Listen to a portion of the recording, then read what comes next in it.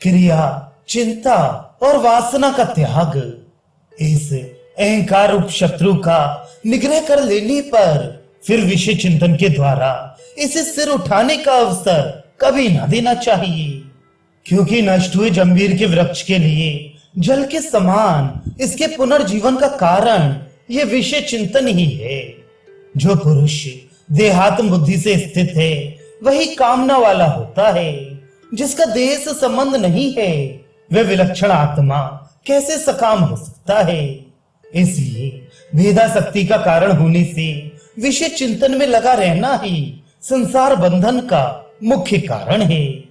कार्य के बढ़ने से उसके बीच की वृद्धि होती भी देखी जाती है और कार्य का नाश हो जाने से बीज भी नष्ट हो जाता है। इसलिए कार्य का ही नाश कर देना चाहिए। वासना के बढ़ने से कार्य बढ़ता है और कार्य के बढ़ने से वासना बढ़ती है। इस प्रकार मनुष्य का संसार बंधन बिल्कुल नहीं छूटता। इसलिए संसार बंधन को काटने के लिए मुनि इन दोनों का नाश करे।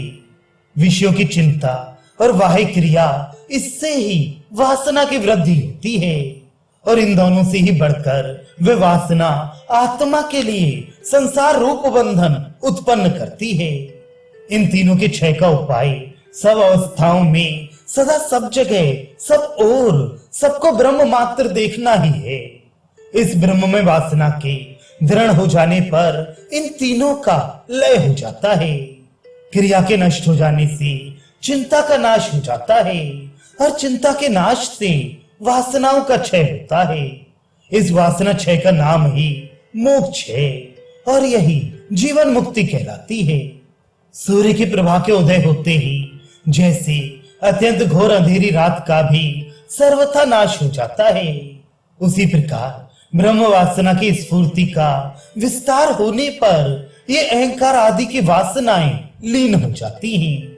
सूर्य के उदय होने पर जैसे अंधकार और उसमें होने वाले चोरी आदि अनर्थ समूह कहीं दिखलाई नहीं देते, वैसे ही इस अद्वितीय आत्मानंद के रस का अनुभव होने पर ना तो संसार बंधन रहता है और ना दुख का ही गंध रहता है।